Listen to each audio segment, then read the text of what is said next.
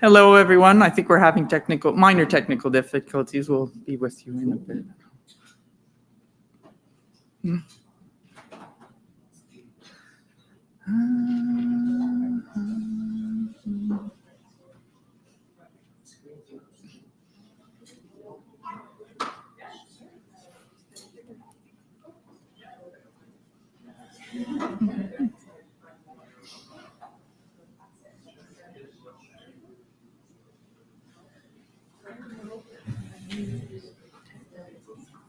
Do you want me to wait or? Okay. No. Tell some jokes. We kept in. I don't do jokes.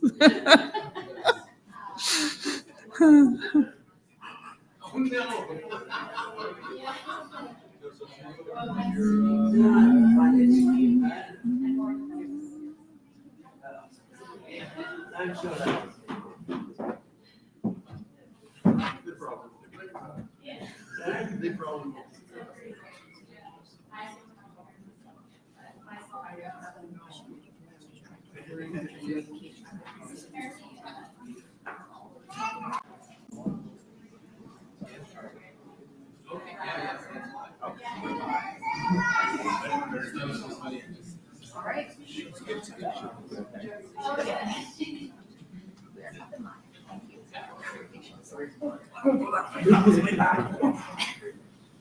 Have fun. Thank you. Awesome. Thank you, everyone, for your patience. My name is Tiffany Lancaster, and I'm from NSERC. I'm the program officer responsible for geosciences with the Discovery Grant Program. Welcome, everyone. With me today, I have a few guests that will be here to observe, but also assist if we need them. So one of my colleagues, Adele from 1508, Math and Stats, and Kim Bonnet, who's also here today, and she's a bit of everything. She's done a bit of everything, let's say, and so predominantly EDI is her specialty, and she's transitioned over to the prizes. Also with me is Sherry. She'll be helping out from the members' perspective. So when we get to the application part of the discussions, we'll have insight from the committee members. We also have other committee members, past committee members in the audience that might also come in and give you insight on how to apply. So if I begin, I've just broken down the presentation into several different parts. The first part is just some information I think is valuable to you as an NSERC Discovery Grant applicant. The next one is Discovery Grant results. So I'll go through the global results as well as those specific to the geoscience community. Then we'll get into the Discovery Grant application and just go through the higher level information and what you need to put in an application when you're applying. What we'll do is, I'm going to do the presentation in English. N'hésitez pas à demander vos questions en français si ça vous plaît. As well as we'll keep the questions to the end of each one of the sections. So as far as news goes, I'll just start by saying a big thank you to all of you. Some of you have been committee members. Some of you currently are committee members. Some of you have participated on other committees with NSERC or also have provided external reviewers. It takes a lot of energy from the community, but it's very much appreciated and needed. So just a great big thanks to all of you. And the other thing too is, if you're approached to do an external review, I know it seems like a lot of energy, but it's very much valued by the committee members. So do what you can, when you can, whether you're approached this year or next year. We typically send out at least up to 3 different requests. If you get 3 and you can only do 2 of the 3, pick the 2 that you think are most valuable, you think would provide good insight for the committee. If you get more than 3, because our system isn't perfect in that way, pick the ones that you feel are more appropriate for your expertise and that you feel compelled to write. So thank you very much again. I know this is old news a bit. It's something that came out and was emphasized last year, but we have put up on our website information on what you need to do as an applicant to any of our programs at NSERC.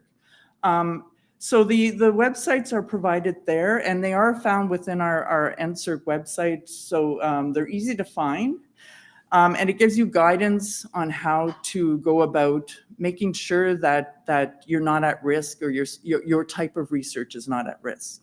So as an applicant, I highly encourage you, if you haven't already, most of the universities have officers that have probably approached you already and talked to you about it.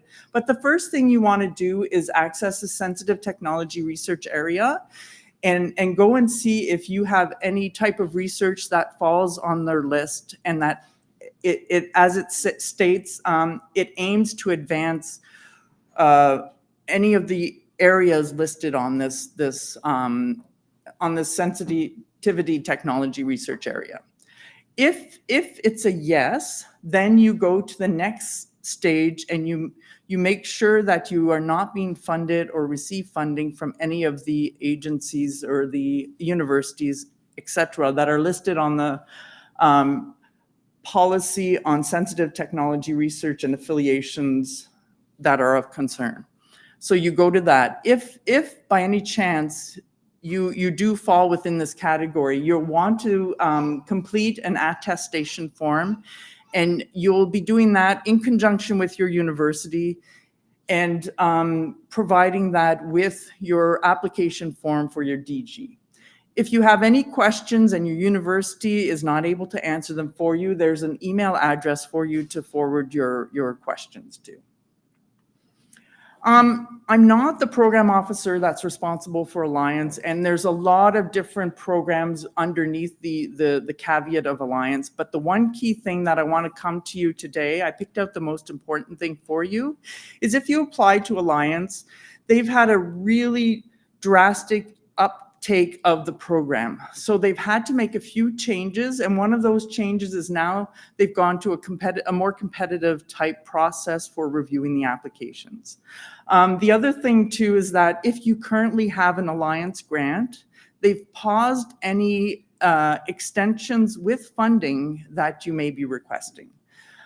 So that's just a few things that I would like to highlight. Of course, at any time, if you have any questions, please don't hesitate to email the email address provided. Before I began this talk, I forgot to mention that in the 2024 budget, the government gave us a bunch of money to all three of the tri-agencies. At the same time, they made a very big plea that the tri-agencies become more harmonized. So with the rest of the slides I'll be discussing, you'll see how the harmonization is starting to be embedded into our processes. The first one I'll bring up is if you were at the plenary session yesterday, you heard us talking about the harmonized CV. This is not something that's coming into play for competition 2026. So as a discovery grant applicant, this is not something you will be having to worry about. It's already being piloted by our Discovery Horizons program for NSERC. And they have like a preamble of what is officially going to be used once we start onboarding the rest of the programs. So as of 2027, that CCV, the narrative CV, will be the one that we will probably be using as a discovery grant applicant. And the reason I mention this is that if you're curious and would like to see what it looks like at this point, you can access these files, maybe not this year, but next year, come about this time of the year, and you'll see what it looks like. So that way you can start preparing for this process. What happens is, if you've been around with NSERC for a while, you've heard of us talk about us moving to a tri-agency grant management solution. So all this means is that we are going towards a system where, as an applicant to many of our different programs, you only need to access one area. So if you apply to NRS, if you apply to ShipTime, if you apply to Alliance, if you apply to DG, you'll only need to go to that one spot, only need one access to get in, and only need one CV. So that's the bonus. Don't laugh. I know I've heard this for 25 years now, but we are there now. We were given money last year to put this in place and make it move forward. So it's going to start coming very quickly, and we will see the changes coming, not this year for DG, but in the coming years. Don't be afraid of the narrative CV. It's a different way of looking at things. It's more open. It will still allow you to put your publications. It's just, you will have 5 pages to write your story and how you want to tell your story of how great a researcher you are. So that's my ploy to you, to say how great it's going to be. We're going to be good. It's like Form 100 or 101 kind. Yeah, I can't remember which one. Yeah.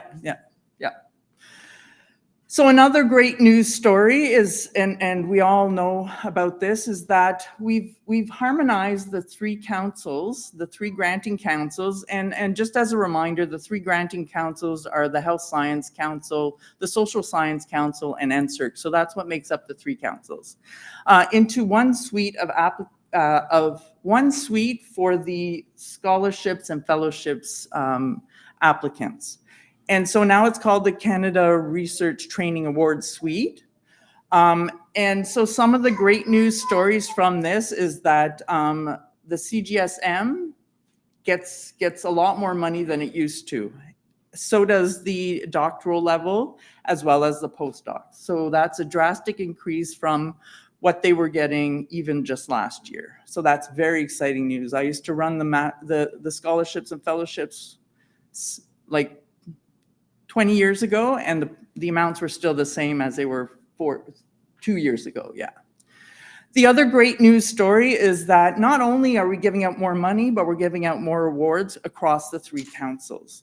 The other thing too is now at the doctoral and the postdoctoral level, we've opened up to international students. It's only a certain percentage, but still that's better than it used to be. The other neat thing is that the eligibility window for both postdocs and PDS has also increased. So that's also good news. NSERC has always had the Indigenous Scholar Award and Supplement Initiative. So that will be introduced in the CIHR program. The other thing to note is that we're still offering a limited number of postdocs and PhD students the opportunity to go abroad. So that was not eliminated. We've decided to do a slight change in our eligibility window for those that can apply for NSERC.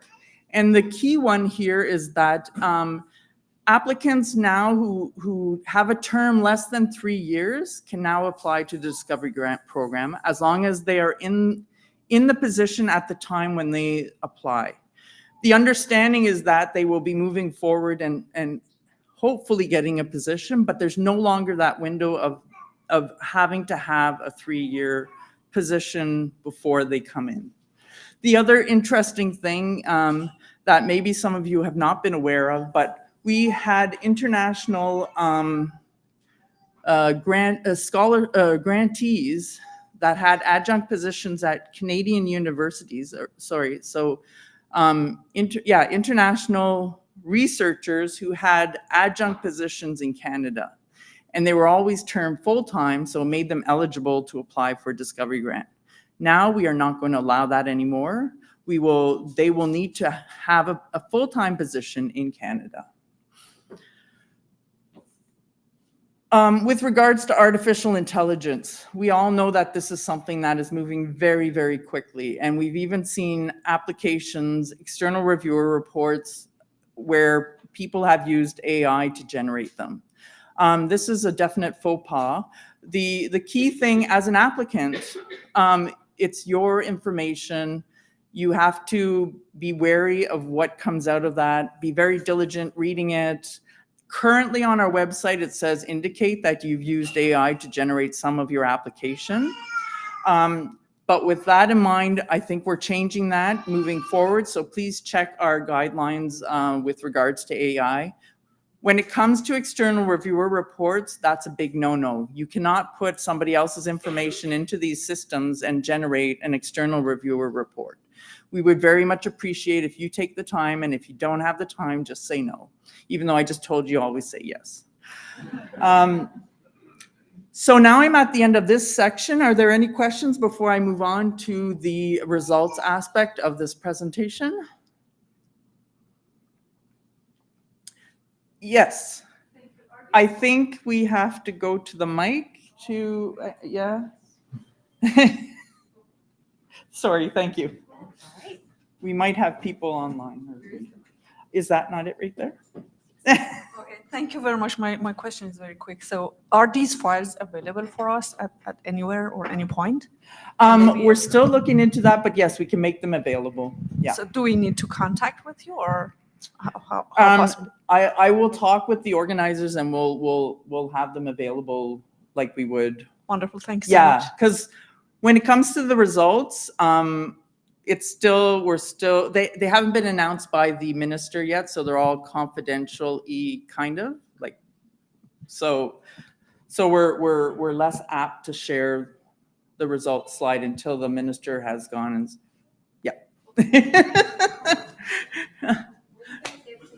Okay, awesome. Were you guys able to hear the microphone at the back of the room? Did it come over the audio? Thank you. All right, so now we'll go into the results. I focused mainly on the Discovery Grant Program. So this is a breakdown of the Discovery Grant Program over the last 10 years. As you can see, in the year of 2018, 2019, we saw an increase, and we were given additional funding from the government at that point. And then once again, as I mentioned earlier on, we got another influx of money last year, so 2024, 25. So for those of you who were applicants last year and were successful, you would have received another additional check after you already received your first one. For those that applied this year and moving forward in the next 3 years, it's integrated into the results and the score, or the amount given out at the time of your awarded letter. What is the slide is broken down into different categories. So the darker color at the bottom, which one would call dark blue. So if you don't have issues with color, that's what we're looking at, and that's predominantly the funds that are given out to Discovery Grant. You see a blip, the lighter blue. So back. You see the blip of the blue here. Well, that's when we started giving out the COVID-19 extensions with funds. So what happened is at that time, we were giving out funds that were part of our initial pool of Discovery Grant money. It was not additional money that we received from the government to fund researchers when we were giving out that additional fund. The gray is the Discovery Accelerator Supplement, and you'll see it tapers off near the very top. And that was something that has been discontinued. So what was shown there is a wrapping up of the program, and the ongoing awards we still honored. And that money was redirected into other programs. The very top yellow one, the very top blip on top, that is the funding that was given out for the Discovery Launch Supplements. And the Discovery Launch Supplements is something that the early career researchers have access to when they're successful in getting an award. And the key thing to point out here is that even though we've had pressures over the last few years, oh, wait, that's the next slide.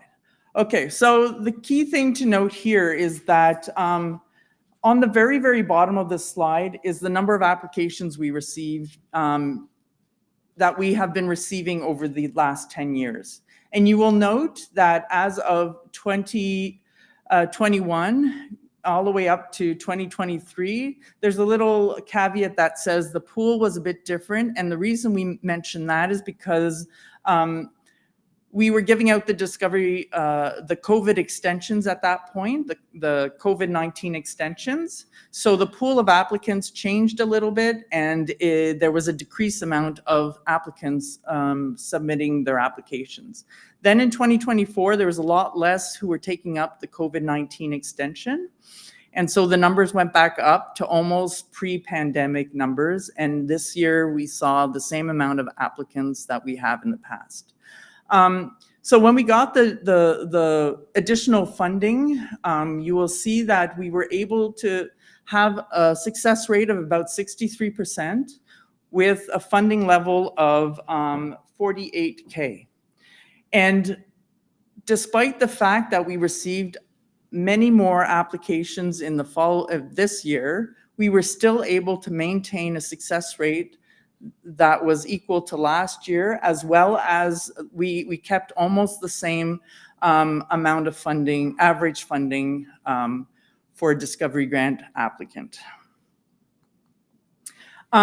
This is further broken down and only over the past 5 years, and it shows a breakdown between the early career researchers and what their average grant level, as well as their success rates. So you will see that they get a little bit less than the established researchers. So let me backtrack a bit. So the pool of applicants that come into NSERC are divvied up into early career researchers and established researchers.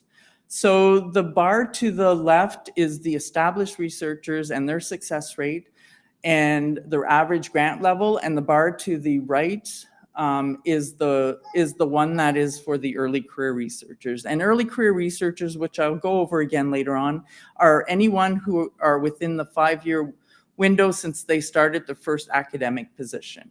The caveat is that if they've had any delays, that may extend their window beyond the 5 years. And you can also see the success rates of the different early career researchers versus the established researchers.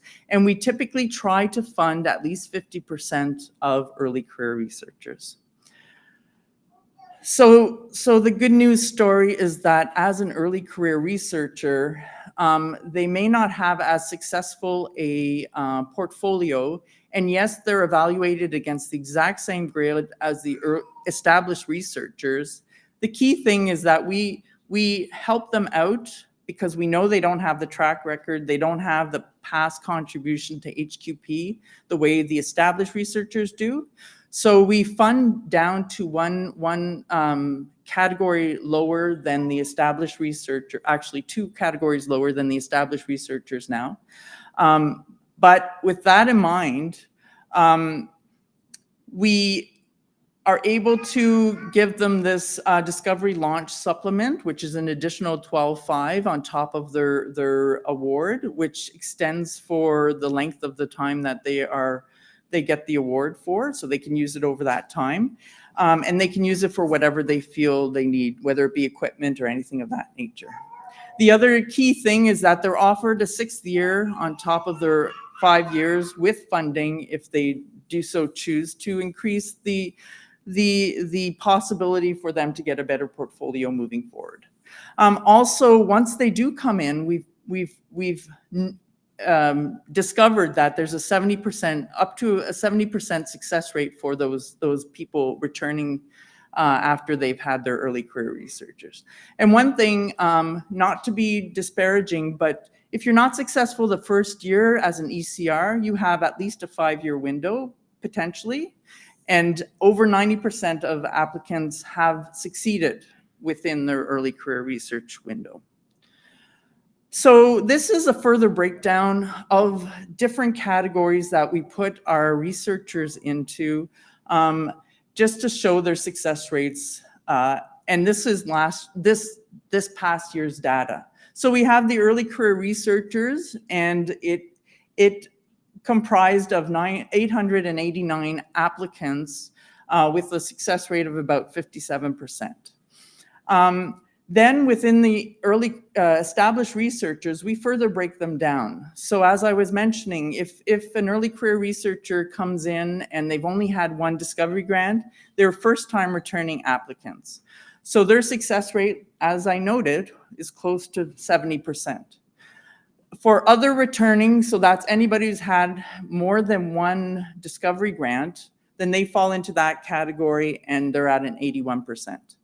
For those in the not holding a grant, so that could be anybody who has not been successful in previous years and is coming back, or is non-academic, whether government or industry or outside Canada, that's coming in and never applied to DG before. And so there's about a success rate of 38%. So that gives us a total summary of 65% for the established researchers, and back to our overall success rate for all DGs of 63%. So because our first discussion yesterday morning was all about EDI and that kind of thing, I thought it would be important to just give a breakdown of the different gender categories that we currently are looking into.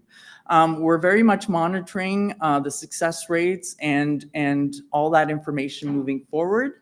As you can see, geoscience has a fairly good population of women who have self-identified as women and are successful.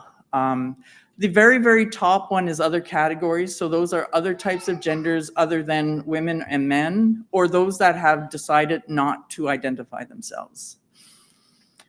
Overall, there are 25% women who apply to the Discovery Grant Program.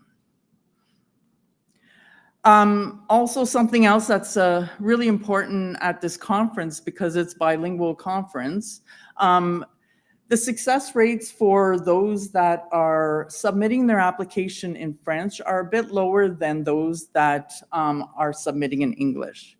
We are making every effort to ensure that we have committee members that can evaluate the applications in French, so I encourage you to write it in the language of your choice. The interesting factor here is that the success rate for those that were from small universities was less for ECRs when they submitted their application in French, and was higher for those at large universities in the early career, in the established researcher category. So just some fun, not fun, but interesting facts. So how did we look as geoscientists with regards to the final results? Well, we had 60 applicants in the early career researcher category, and 33 of them were successful. So that gave us at least a 50%. We always aim for at least 50%. And they received 36K. I'll show you how it compares to the overall shortly. With regards to first-time returning, not as successful as what we like to be at 70%, but still we're doing pretty darn good. With regards to other returning, we had a very strong cohort of people this year, and they were successful at 86%. And also not holding a grant, whether it be those that are returning with no funds or those that are coming in brand new to the system, 53%, so very high. So that gave us an overall, for established researchers, a 74%. So I got really technical this time and made a pop-up. So the bottom one are for the overall success rate for all of DG. So as you can see, we did pretty darn good, I think, and I keep pushing so that we maintain the same average success rates for funding rates as all the other EGs. So you can see that we fared out pretty okay. So the next few slides are the other programs that are related to the Discovery Grant Program. So Research Tools and Instrument. It's not a program that I manage myself, but I provided you with the email address to contact the person. You might be aghast at the fact that there was only 8 awards that were fund it with a success rate of 23.5, which is much different than the other success rates. But my colleague has reassured me that 25% success rate of the funding rate is the one we look at. So what they do is they try to ballpark around and keep all of the evaluation groups the same level for the success rate, but they want to really keep the funding rate about equal. The reason there's a bit of a dip this year compared to other years is because we've had that many more applicants. So that's caused an increase, a decrease in the funding rate that we give out. And the slight dip that we saw in 2023, that's when we changed the eligibility window. So just as a reminder, this is the objective of the RTI, is to fund you for tools and instrument. The key thing that I wanted to highlight is that as of this coming year, you may recall that you had to submit a quotation at 25,000, but now it's up to 40,000 before you have to submit that quotation. The other interesting thing that is more an administrative aspect on our part is that we will start to have 4 members on the per application reviewing that, and that's to minimize the amount of workload for the community. And just as a reminder, this has been going on since competition year 2023, but you cannot reapply for an RTI if you were successful the year before, even if you were co-applicant. So that's just a good thing to remember. The next slide is the Northern Research Supplement. So I like to put this up because this affects a lot of our community. A lot of you do research up in the north, and this is a good program to be aware of. This year, we saw the same number of applicants being funded, but once again, we focus more on the funding rate and not the success rate. So we were able to fund the same amount of applicants last year with more money. So we gave them more money because we understand that research in all disciplines is becoming more and more expensive, and especially more expensive up north. So what is the Northern Research Supplement for those that are newer to this process? It is to allow you to get additional funding on top of your discovery grant if you are doing research up in the north. So it's far up in the north and not like Sudbury up north in Ontario. And a few things I'd like to highlight is now my colleague is actually doing information sessions. So in August, there will be an information session available to you if you are an NRS applicant.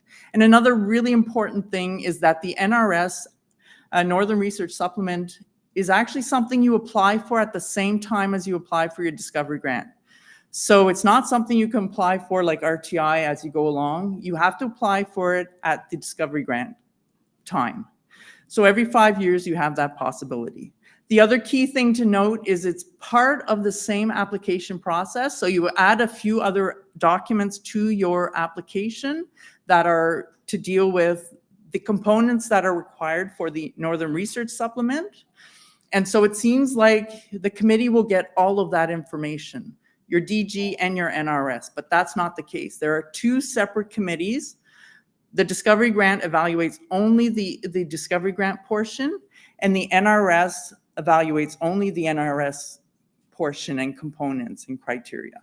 So that's very important for me to tell you that, because we've had people say, oh, it's in my DG. Well, that doesn't help the NRS people. So even though it seems like you're duplicating effort, when you integrate your NRS information into your DG, that's wonderful because it's a program of research. While in the NRS, you have different components that are required of you. So you need to not only put in your NRS and a bit of your DG to explain all of what is required in the NRS process. So with regards to ship time, we saw a real dip last year. We have no clue why. It's not that you aren't using boats, research vessels, but a real dip, and the community doesn't even really know. But we came back up again last year, this past year, and we were able to fund, once again, the funding rate, 77%. So by not funding everybody, we were able to give all of those other 8 people what they requested. Just as a reminder, ship time is additional funding on top of your DG that allows you to get time on ships to do research if you require research vessels. Once again, a Q&A session in August, so look out for that.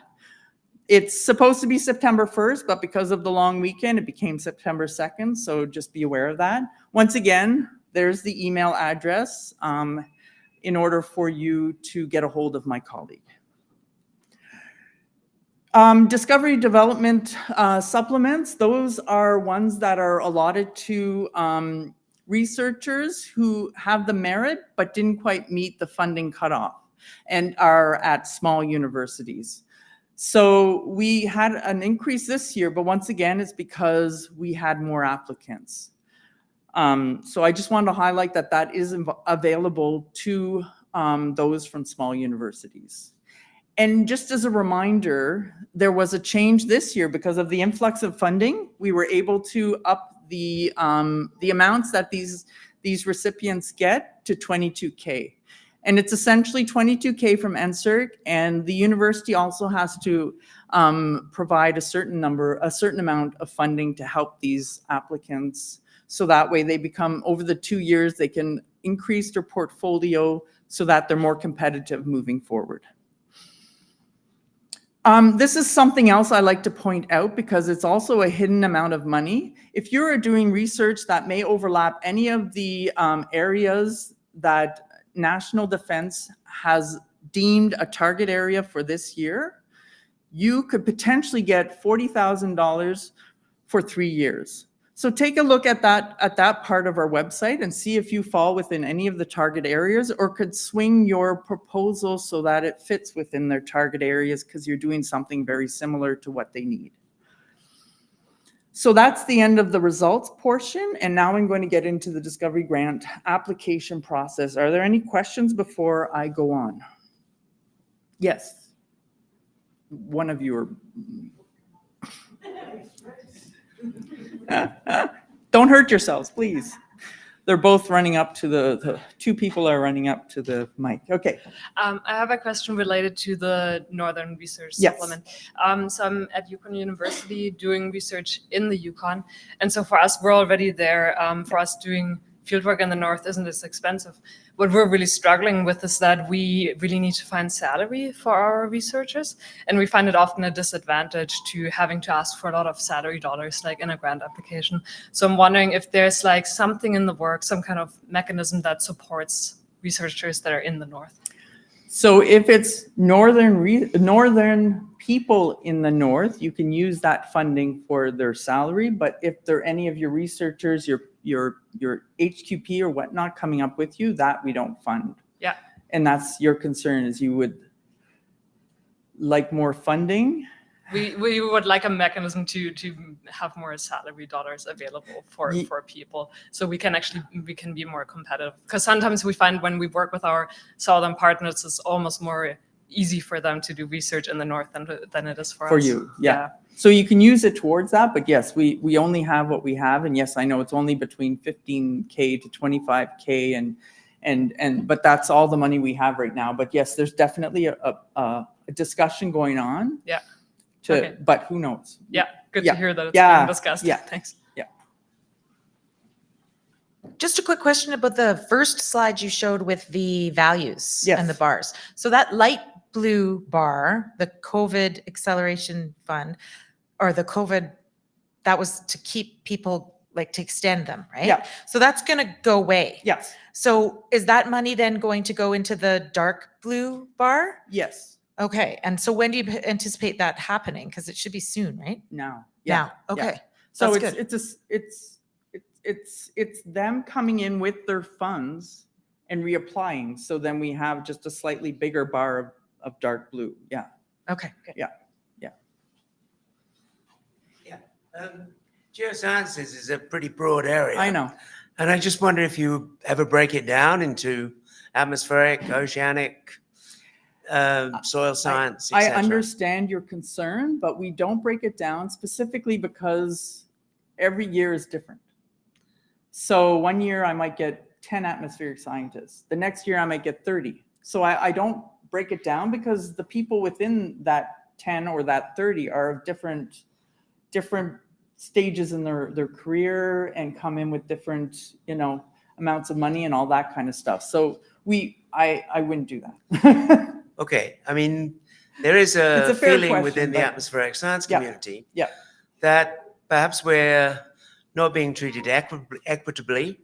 And in part, that arises because several years ago, CFCAS produced large amounts of funding. And so most of us working in the atmospheric sciences did very well through CFCS. And NSERC things No, tailed it's down. got nothing to do with that. It's how the applicant submits their application and what it looks like.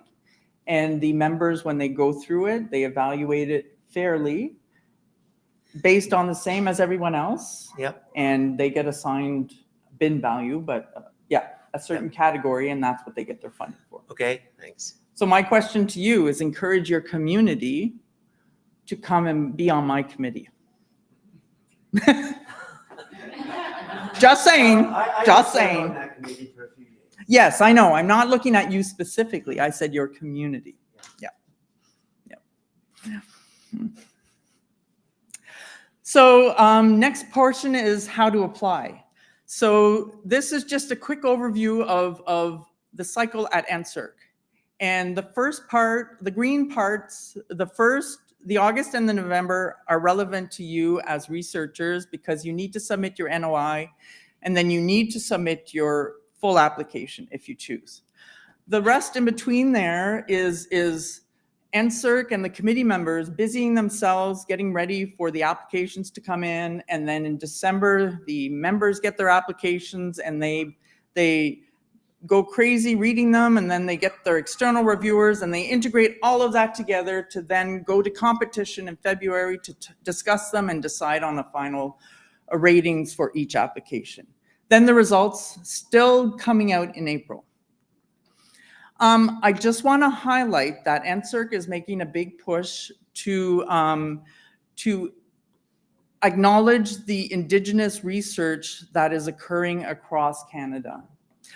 So this is a description that NSERC uses for administrative purposes to assist researchers when they're trying to decide if they are doing research with Indigenous people and if they need to integrate all this. If you are going to do any research with Indigenous people or have already, you are probably aware of Chapter 5 for the research involving the First Nation, Inuit, and Métis people. If you are not, please take a good read. This is a good information for you. The key thing is that 2 years ago, we asked that if you were participating and involving Indigenous people or anything of that nature, you were to check a box. So that way it would help us be aware of who in the community is involving the Indigenous people. We've gone one step farther. Last year, we asked that if you do engage with Indigenous or use their land and have a collaboration with them, that you integrate that within the proposal aspect of your application. And those instructions are on the NSERC website in the NSERC application, the link that's here. So this year we've gone one step further. If you are doing Indigenous work with the community, integrating them and the various different ways, we ask that you submit a engagement and collaboration agreement requirement for Indigenous research. So this will be more or less a free form where you're to explain the collaboration or the start of the collaboration, the discussions you've had or anything of that nature, where you will be submitting it with your full application. It's not currently available. It will be available shortly with instructions of what exactly is required. I know that engaging the Indigenous community is difficult and is a very, very long process. And to approach them and say, here, sign this form, especially at this time of year, it is not something that happens. and you know the timeline for the DG doesn't change. So we appreciate any effort you put into completing this part of the process. So if you weren't able to get in direct contact with anybody, you have the email that you sent to them and the discussions you've had. Attach that to your application. Put in the names of the people you have already talked with, the types of collaborations you are doing. There'll be lots of, I've seen the document, it's quite extensive and it'll provide you with the right information. Once again, if you have additional questions, concerns especially, please contact my colleagues at that email address and have a discussion with them if you are in this category and you want to know how to approach this. So now for the NOI, you think that this is a very simple, easy thing to do, but it's a very important process with regards to the Discovery Grant Program. It is a mandatory process, so you need to submit your NOI on August 1st or else it's a no-go this year for you applying. We are very strict with that. You will see that it comprises of various different categories with regards to the NOI. And just to highlight a few of them, I know the text on the far right is a bit small, but the key thing to remember is that the research topic, keywords, and title are very important, especially at the program officers, for the program officers. You need to select at least one research topic, which most of you will be geosciences, so you'll choose hydrology, GS15, so you'll put that down. Then you have 4 other research topics that you can also add to your NOI. And the key thing is that you're describing what your program of research will be so that as a program officer, I can decide whether or not I have the committee members needed to review your application on my committee. If not, then I have the luxury of going outside of my committee to look at all of the other 450 other members on all the other 11 evaluation groups and see if I can find the expertise there that will come and review your application. So it's a very important thing. So think about it and put like research topic. You do hydrology, but it's more on the engineering part. So therefore you'll put a code from the civil engineers. So that way it'll alert me and say, hey, maybe I should look at it and make sure that I have the expertise on my committee, which I might have, or maybe I need to get assistance from the civil engineers. With regards to the summary of the proposal, this is also very important because it's the tool that the members use to select your external reviewers. It's the tool that I use to make sure that you are in the right evaluation group. So I'll read it and go, you're a bit more too much on the civil engineering side. So maybe we'll transfer you there and we'll provide the civil engineers with some geoscience input to help review that application. So it's very important. This is also the summary we provide to the external reviewers so that they can decide if they have the expertise to review your application. Other things, we ask you to submit 5 suggested external reviewers. These are not all, we might not go out to all of them. We are mindful of conflicts that you have not thought of. The members use this as a suggestion list. And if you have certain types of expertise, then they'll go, okay, maybe I should get this person to come and help instead of the list that's there. We want to make sure we have a full picture of external reviewers, provide a bigger picture than I can provide on my committee. And when you're picking these external reviewers, don't pick people you're in conflict with. Like the last 6 years, have you collaborated with them? Don't put them on. Are they from your university? Don't put them on. Are they your spouse or your partner? Don't put them on either. The community knows those secrets, so be aware. You hang out too much at conferences. You can hang out with people at conferences and know them and have seen their talks, but you can't be buddy-buddy with them. They'll know those things. So be diverse in your selection, whether it be all across the world, researchers from all across the world at different stages of their career and whatnot. If you have somebody that you don't feel comfortable having them review your application, let us know. Don't put a list of all your conflicts, because we know those, like the the people at your university or the people you collaborate with, we know those ones. But if they're people that you just don't feel comfortable having them review your application, add them to the reviewer exclusion list. And the CV, so the NOI is an administrative tool. And so this isn't information that is used to review your application. With that in mind, your CCV that you submit at the NOI stage can then be changed and resubmitted a fresh CV at the application stage. We know you might have missed stuff. You know that stuff has been submitted and accepted by that point. Put those in, update it, make sure it's updated, especially if you're coming back and you were not successful last year. Make sure you go through it all and make sure it's updated.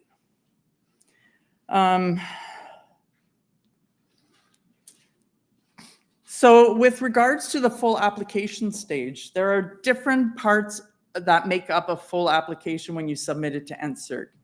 And what I'm going to do is I'm going to go through each of the sections. We have assistance from our committee members that will jump in as needed when we go through it. So the key thing is you have a grant application, which have various parts that you answer the questions. Then you have your research proposal. That's a 5-page additional item that you submit. You have your research contribution samples. That's up to 4 of your current publications that you think best emanate your research or your proposal. Then you have your budget and justification for your budget, which also is another 2 pages, I think. And then your common CV, once again, you can resubmit a new CV at this point. Just as a reminder, we have 3 different criteria that are used to evaluate your application, and they're broken down into 3 different sections for the members, and this is how they evaluate it. And they're all equally weighted, and they use the different factors to determine whether each of those criterion fall within an indicator of anywhere from insufficient to excellent, exceptional. So they do that part, and it puts you into a category that NSERC then takes care of. So no, it's not the members that decide what your funding is. They just evaluate what you've put in your application and review what's in your application and only in your application. Don't give us links because they're not allowed to touch anything outside of your application to determine each of the 3 criteria in each of those 3 merit indicators. So this is a grid that I'm sure many of you have been referred to, but it's not very useful unless you read the peer review manual as well. So the members all read the peer review manual, and you're going, well, I'm not a peer reviewer, but the information in that is what they use to review your application. So if you read the peer review manual and you see all those keywords that they're looking for, then that will help you when you write your application.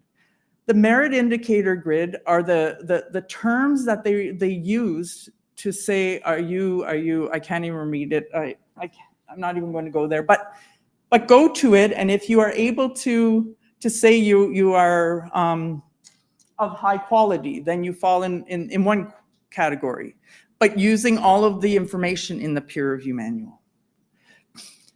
Just as a reminder, early career researchers, 5 years and under, unless you have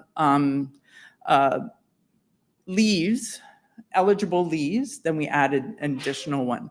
And if you think you're an ECR and you've never gotten a discovery grant before, because we do have ECRs that are still eligible as an ECR but have gotten previous DGs, so therefore they're not eligible anymore.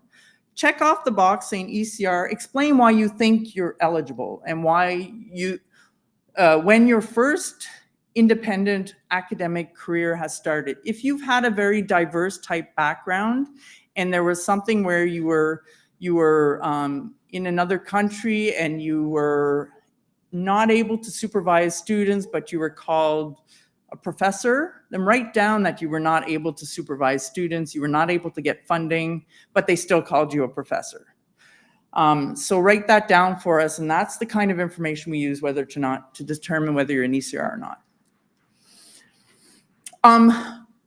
I like to concentrate on the delays aspect because this is something that stumps a lot of people, and it is a bit difficult to understand what we're talking about. So here's a long list of different items that we use for what we consider delays or in delays that you may incur in your research. This is also COVID, and it includes COVID.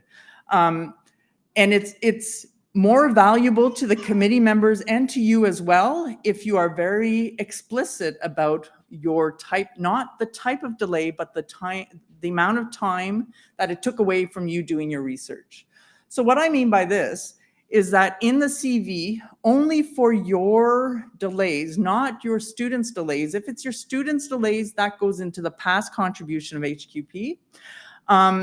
You want to make sure you are very explicit with the timing. So for example, COVID, we were all impacted, but don't say I was impacted by COVID, because everybody's impacted differently. We all know about the same what has occurred, but we're not going to assume anything. Our members are told, don't assume a thing. If it's not in the application form, we don't assume anything. So you have to be very explicit for them. They also read a lot of applications. So if you frustrate them, that causes problems for our members. So you want to be explicit and make it very obvious for them. So duration, okay, so from March to August of 2020, everything was shut down. I had a small family, so therefore it impacted my research 100%. I was not doing anything but dealing with COVID. So there's 6 months right there. Then COVID started getting a little bit, we were more used to it. So between September and December, you feel that you were up to about 50%. The universities were still closed. You couldn't access your labs, but you were interacting with your HQP, you were teaching, you were doing a bit of research, but still managing the family and not going into your lab. So there's another 2 months there. So we're already up to an additional 8 months. So why I say that is because if you have those explicit 8 months, then you go and you can submit a leave of absence attachment and add to that 6-year window an additional 8 months. So any publications or any contributions to training that you had prior to that 6-year window, which is January 2019, you can add another 8 months just by saying that much explicitly. And then if you felt like in January, things were a bit more open, but we're still kind of, doing, going into the lab now, but still managing family, all of a sudden the schools are closed again and then they open up. So that was okay. I spent 70% of my time at that. So there's another month there. So, you look at your delays, and it doesn't need to be for leaves of absences. You do not have to have a formal leave of absence. So if you had an injury and your doctor told you that you were to slowly go back to work and you were only doing 50% for 2 months and then, wrapping it up like that, write that in like that. Don't tell us all the nitty gritties of what was wrong with you, just the timeline. So with regards to equity, diversity, and inclusion, it is incorporated into all 3 parts of our application process. So in the first part, excellence of the researcher, you can be integrating contributions that you've made to improve the inclusion and advancement of underrepresented group. So if you've done anything of that nature, if you've given talks to young women or young girls or anything of that nature, you can put that in and that counts towards your excellence of the research. With regards to merit of the proposal, I've given you a link here and go and look and read it. Typically geosciences, we don't incorporate EDI into our research, but it might fall within your research proposal. But take a look, and if it doesn't apply to you, that's okay. Just let us know. But it might apply to you. So I'm just saying, take a look. So if you are able to integrate it into your proposal, you're asked to do so. With regards to contributions to HQP, we'll go through that when we get later on in the discussion. But with regards to past contribution, you do what you can. You describe any barriers or specific actions you implemented in support of EDI in the past training environment, if you have done so, which I'm sure you have. And with regards to your plan moving forward, you must include barriers description of barriers to equity and inclusion in the training environment, and of EDI considerations in future approaches to the recruitment, training, and mentoring. So that's something you need to do. So we're going to go through each one of the criterion separately, and we'll start with excellence of the researcher, because that's what the members look at first. So you'll see here that when members go to your application, they have several different sections they look at when they are determining the excellence of your research. So most significant contributions. This is a section of the application itself where you are to define what you feel are your 5 most significant contributions.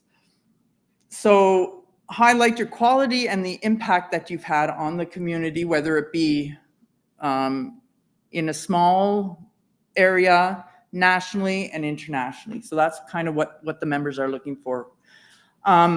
It can be that you have 3 publications that all are kind of the same topic. You might put that as one of your most significant contributions because they all kind of come together. With regards to, and that can be, if you had something that you published 10 years ago, but you're still doing research off of that and it's spun out to many different areas, then you can include that if it's outside the 10-year window, but a 6-year window, but you have to be very explicit to the members as to why you feel that that is something that's still being felt at this time. With regards to sample of research contributions, these are 4 of the most recent and must be within the 6-year window. Don't attach multiple publications to one document. You submit 6 PDFs, and they should all be one publication, please. I'm not happy when people do that. So what you are looking for is they must represent significant and recent contributions or those most relevant to your proposed work. So keep that in mind when you're trying to select those 4. The other thing that I'd like to point out is additional information on contributions. This is a section of your application that is also free form, but this is where you will explain to the members why you've chosen certain venues for some of your publications, what the order of authorship is, anything that you might think may confuse the members. If you put it in there to explain to the members why you've done certain things in a certain way. Like maybe you're not on the public, well, that's very rare, but if you're always last on a publication for your HQP, then mention why you've done that, like that kind of thing. And then they also look at your CCV with regards to your contributions, your recognitions, and your activities. And of course, the leave of absence, whether it be the attachment or if you were not able to fully define your delays, then the members look at what you've provided and say, okay, we understand the pain that this person has gone through over this extensive period. They can't say, we'll add another X amount of time, but they can see that the publications went a bit like that. So, you know, it gives them a better picture of your application. So just as a reminder, these are the various categories that are important with the excellence of the researcher. And once again, I remind you, go look at the peer review manual, because under each one of those categories, there are different types of things that the members look for when they look for knowledge, expertise, and experience, when they look for quality and impact of contributions to the NSE and only the NSE. And etc. So I highlight the peer review manual and use that as a tool.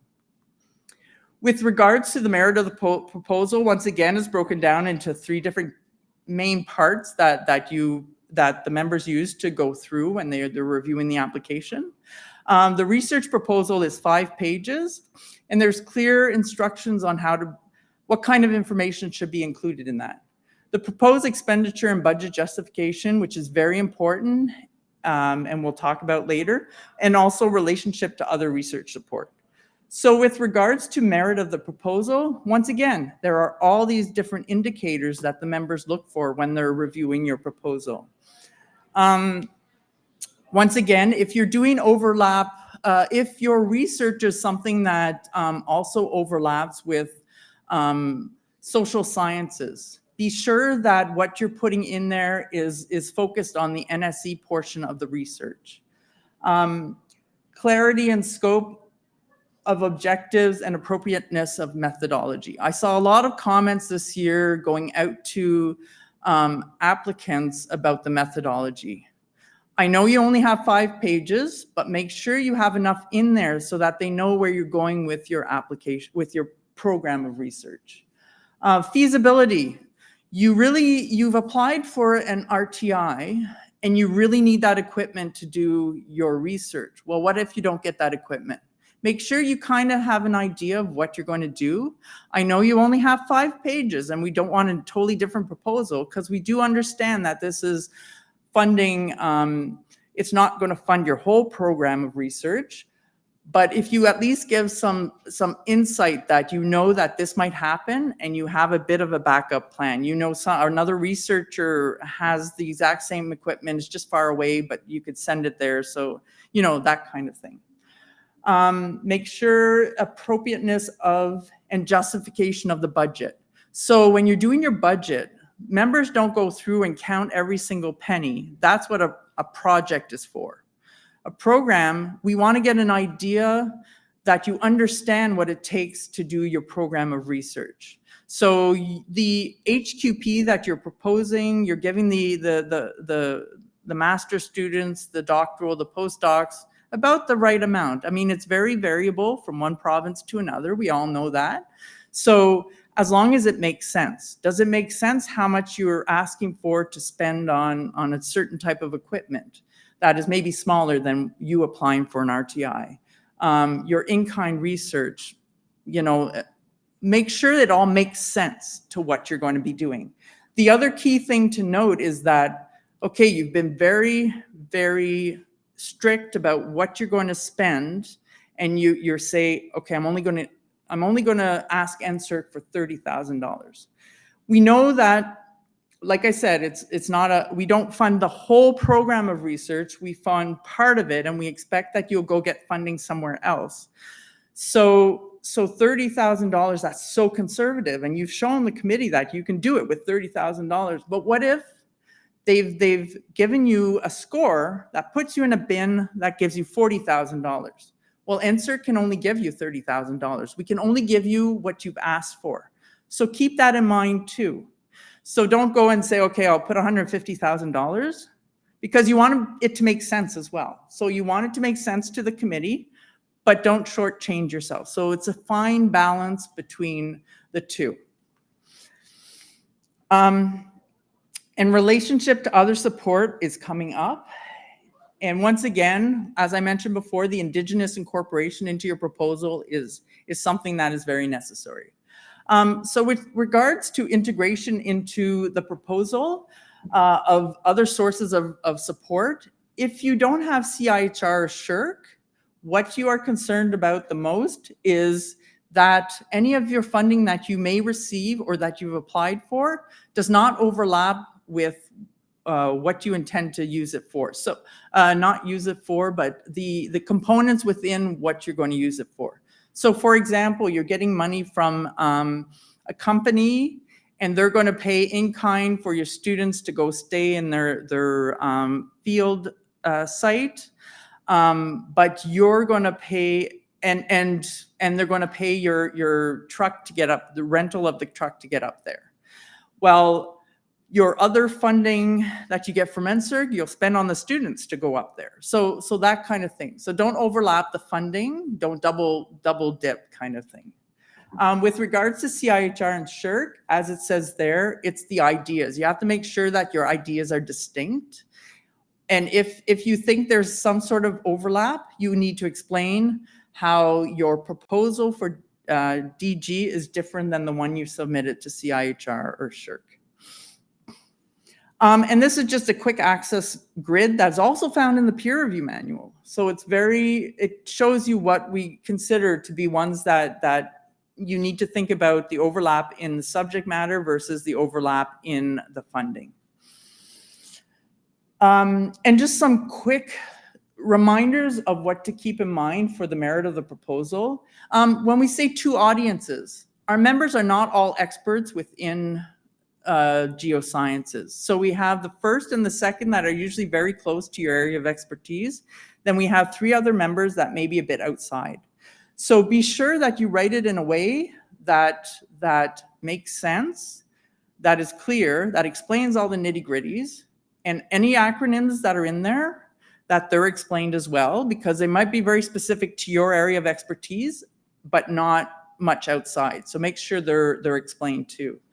Also, minimize the amount of acronyms. But you're saying, Tiffany, how can I do that? I mean, this type of machinery always has this one acronym. What I mean is the day is blue. Don't make that into an acronym. If you're saying the day is blue over and over again in the application, don't make it an acronym, because then the members have to go all the way back to the front of your proposal and reread that. So that's what I mean by make it make sense and readable and good easy for them to read when they're going through your application. And once again, detailed methodology, realistic budget, and a lot of this we've already covered. So with regards to contribution to HQP, it is 2 different components, and they're both very important, and they're not 50-50. So that's a very important thing. They kind of meld together. They're a big picture all together, and that's the way the members are trained to look at it. So you have the past contributions and the future plan of training. The key thing to remember is that we value all types of HQP, and what we mean by that is if you have if you work outside of academia and you have government employees that work for you, if you have a training component, you can incorporate that into your HQP description. The other thing too is there's the reminder of what the 6-year window is. We're looking at your trainees over the last 6-year window when you're going and defining the past contributions to HQP. And you have the training environment, the HQP awards, and research contribution and outcomes and skills gained by HQP. And we look at quality and impact, not at numbers. And members are trained and severely reprimanded if they talk about, oh, this person only has 2. Well, no, we go back and say, what kind of impact have they had? How has the applicant affected the training of those 2? And then all of a sudden it's like, oh yeah, they've done a great job and they've provided this, that, and the other thing. So it's all about the impact and the quality. So this is just a breakdown of what is looked for when it comes to training environment, HQP awards and research contributions, outcome and skills gained by HQP. I'm not going to go through all this again. I'm just going to say it's in the peer review manual. So all those details are within the peer review manual. The only thing I'm going to highlight at this point is that you want to put an asterisk on any of the publications or contributions you've done with your HQP. So make sure in your CCV, when you have a publication, you put an asterisk beside the name of your HQP, not all HQP, your HQP. And the members should be able to go from your CV to your application form and see a progress and it should all make sense. So make sure that what you put in your CV makes sense with what you've defined in your application. One last thing it says there.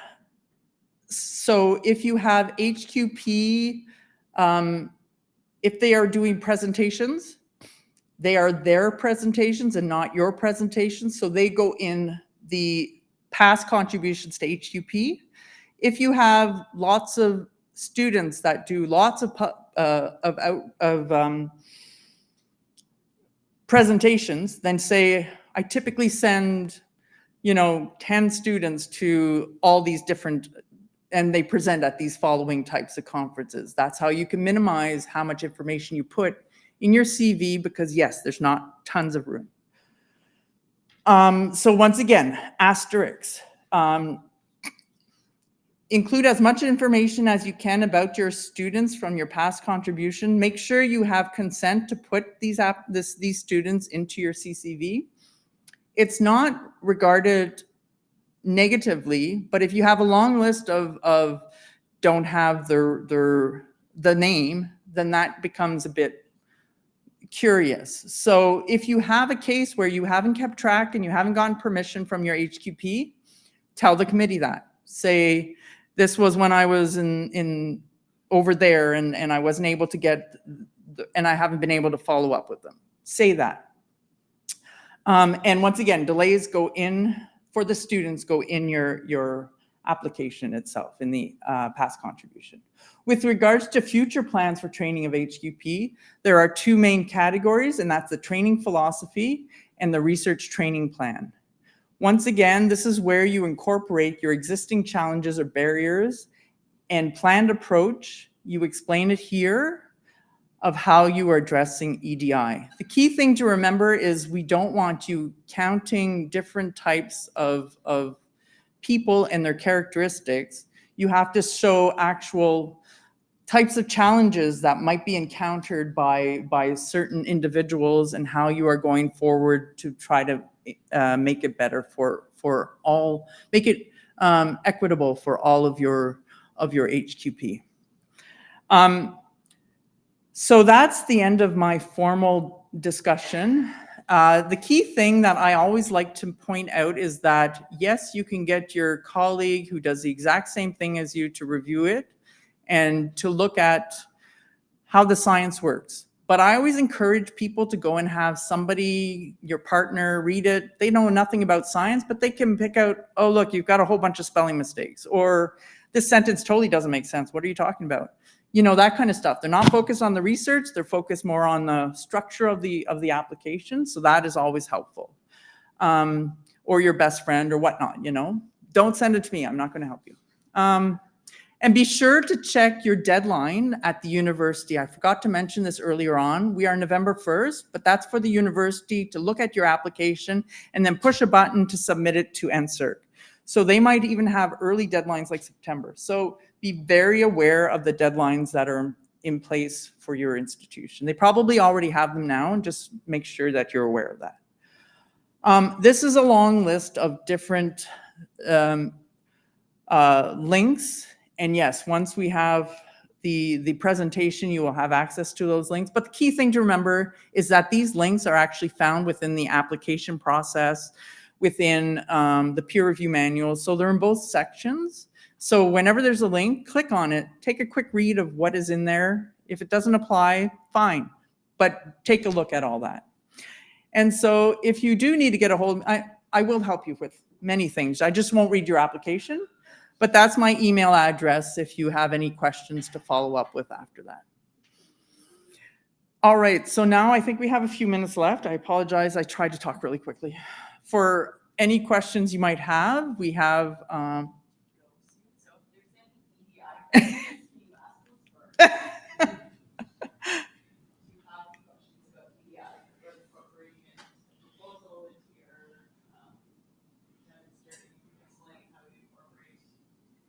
You might want the mic.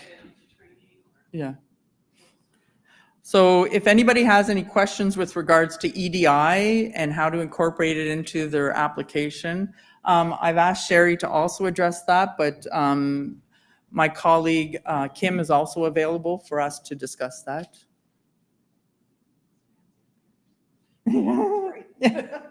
No? Thanks, Kim. Yeah.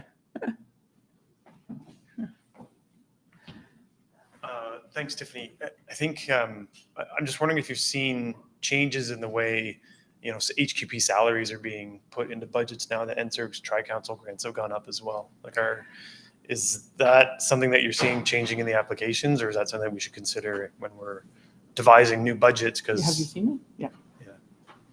Yeah. Please. I don't read the application. I skim them. Yeah. I read the NOIs though. So Sherry. Oh, okay. Yeah. So I've been on the committee the last 3 years. So I'm just about done. And I have noticed even in the 3 years that there's been a change in what people are asking for salaries. They are more realistic. Mm-hmm. And there's also larger differences amongst the provinces and territory. Mm-hmm. Yeah. Thanks, Sherry. So yeah, so it's it is dependent on the provinces and the territories, as Sherry said, yeah. Okay, so just a related question, because I'm still unclear about this, because of the increase, the significant increase. So for example, master student 27K, that would be something that I would put in for a salary minus whatever my institution or my province gives. So the student will walk away with 27K in year 1, but there's no expectation for year 2. And so, I mean, I guess I'm just trying to get a feeling, because since I've been on the EG, those values have gone up. Mhm. Is there kind of an expectation that we will benchmark to NSERC salaries for students? I would say that it is the expectation as a researcher and as a university, and what makes sense to best support the HQP. Right, okay, So I'm not going to say yes or no either way. right, yeah, Yeah. yeah, I would say as well, I mean, you're talking about scholarships and what the scholarship rates are. Yeah. Those are for the top students. Mm, There should be some benefit to holding a scholarship, gotcha. in my opinion. Yeah, no, yeah, Okay, thanks. yeah, exactly. So be fair, and it would be a discussion that you would have with your other colleagues. I mean, what, you know, Very few people I've noticed put in a cost of living increase in their 5-year program on student stipends. They have a set value that they have for all 5 years. So I don't know, but I have seen several applications that do have an increase in stipend year over year for students, especially PhD students.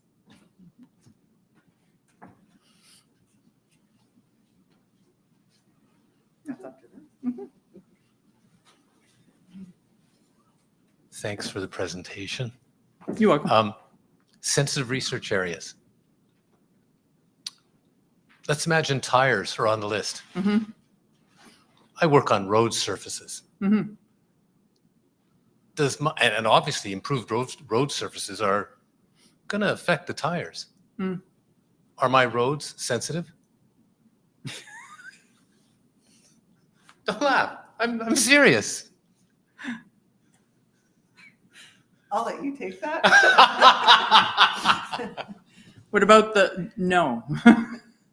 But if I know you can't give a binding answer here, The- obviously, because I'm not putting the cards on the table. the people who are working on the program of research, so your trainees that will be driving the cars down the road to make it look like, to see how the road gets affected by those tires going down the road. No, there's a clear separation. My students will not drive. Then you will be driving. No, I really don't care about the tires. Oh, I am interested in rollerblades or something. so with regards to EDI, because that's what you're referring to, right? No, No. I'm talking about sensitive research areas. Oh, Strike. no. It's I was going the other kind of sensitive. I'm sorry. Um, I'm sorry. That's okay. That's okay. There's a list. I know. I look at the list, Yeah. and it turns out that something that I'm doing something Mm-hmm. which could inform one of the items on the list. Yeah. But I'm not interested in that item. Well, you'll still need to check the box and talk to your university and talk to my colleagues and see if that's one that should be concerned. It doesn't cost you anything to check the box and Yes. to explain what it is. I don't Yes. even think you have to explain. I just think you have to read. And if you don't meet both from my understanding, I'm not an expert at this and it's all new to us, but if you kind of fit in one of those categories, the sensitive categories, but you don't get any funding or anything from any of the agencies, Yes, then you're yes. okay. But still identify it and sign the form and attach it. It's not going to hurt you. And the members don't see it. It's an administrative portion. It's like environmental impact. That's something else that applicants are required to take a look at and fill out. It doesn't go to the members, but NSERC looks at it just to be aware of what's going on. Does that make more sense? Sort of. Okay. Thank you. You're welcome. Yeah, it's a new topic for all of us, but yeah, it's from my understanding is you have to have both to be very in the bad boat. Yeah. I'm Welcome just back. wondering Yeah. if I could make a suggestion for the future. I'm all for the support of early career researchers, Mhm. but for late career researchers like me, then a 5-year proposal doesn't always make sense. So there might be an opportunity to allow people to apply for less time in order that their graduate students can complete Yeah. and things like that. So I know that that's something we used to do. We used to have shorter discovery grants with the understanding that people would finish within what they said they would, 2-3 years. Mhm. But the problem was then they were coming back and saying, okay, I changed my mind and here I am. So we said 5 years. And if you change your status and what you're doing, you're supposed to email NSERC and then I review it and decide whether or not you should still get your money. Okay, so yeah, I mean, I'm always told to put in, although I'm Yes, you know, plan, always plan, even if you have this idea that you're pretty sure in 2 years you're moving to this other university outside Canada and you can't hold your DG anymore. Still put down your 5 years, yeah. put down your long-term and your short-term goals for those 5 years. Put down your HQP you're going to support over those 5 years and a distinct plan of what you're going to do, even if you're only going to be there 2-3 years for whatever reason. Yeah, because it decreases the workload for the members. For sure. Yeah. Yeah. Yeah. Perhaps You don't want to hear what other discussions I've had this week about No. senior research. Perhaps another comment. We evaluate all applications the same. Yeah. With one small caveat for ECRs in the HQP. Yeah. The other comment would be that when I got my first discovery grant more than 50 years ago, there was something like a 99% success rate. It was very high. And it's really disappointing to find that the success rate for returning researchers, for established researchers, is down to 65% or thereabouts. It's because we only have a limited budget, right? And we see the pool of applicants going up every year. Yeah. So we have to do something, right? Yeah. Okay, thanks. You're welcome. We have to cut the line somewhere, and at least we're still funding researchers. That's good. Yeah. Any other questions, comments, concerns? I may or may not have an answer, but I'll bring it back with me.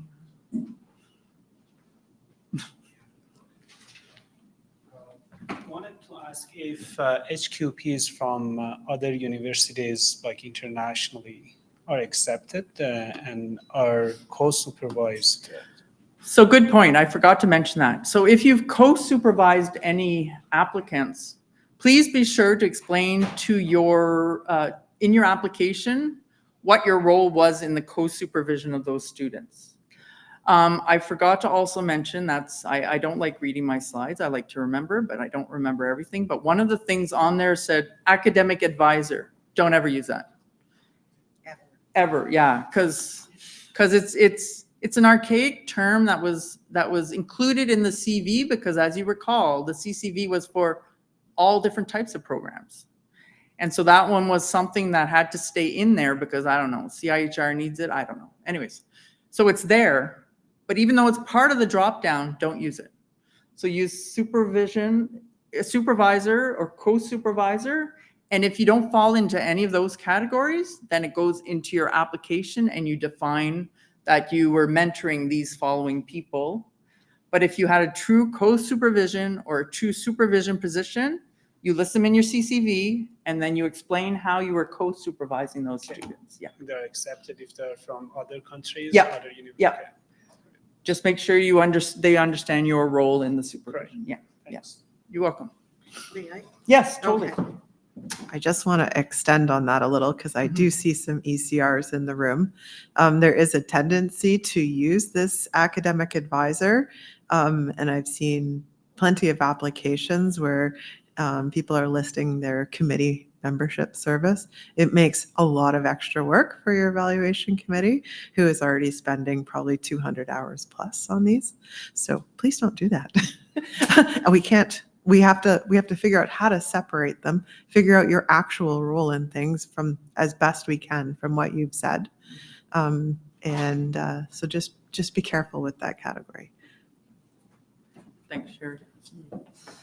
Any other questions or things that were listed there that I did not go over? It's quite group. Yeah, awesome. They're tired. So you mentioned that presentations by students are their presentations. So unlike a publication, I know the answer to this, but I just thought it'd be good to put it out there. Unlike a publication where if you're third or second or fourth author, you include it on your CCV. Yeah.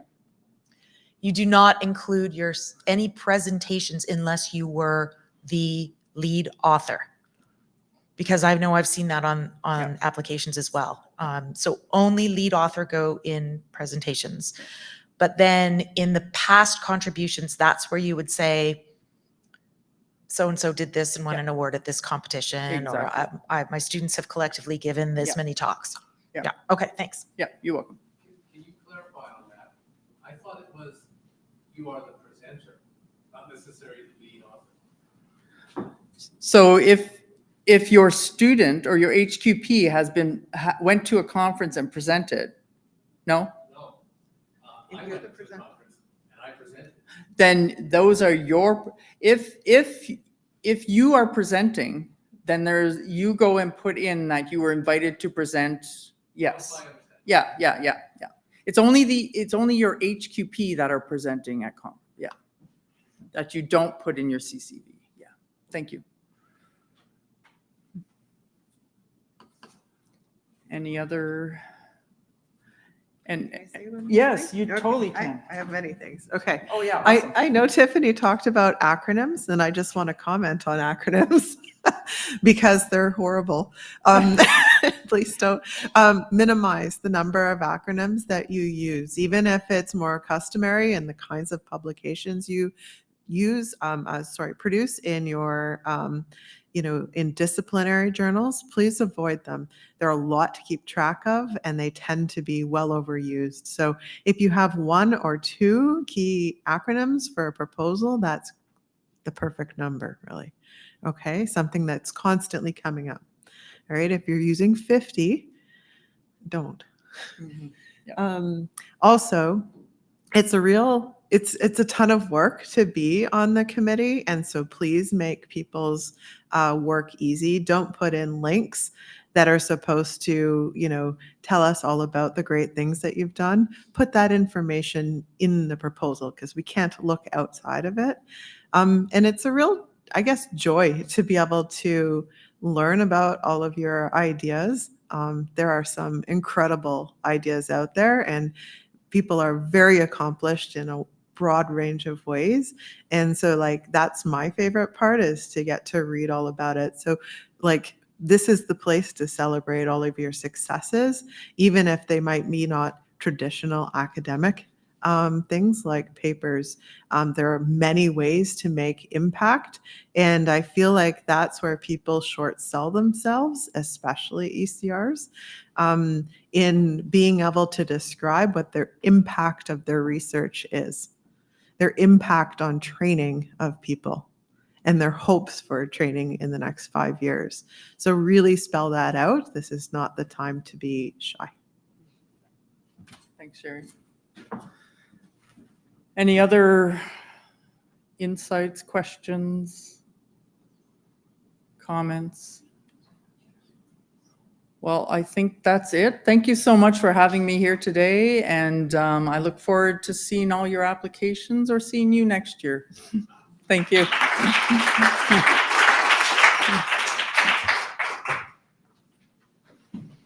Were there any online? No.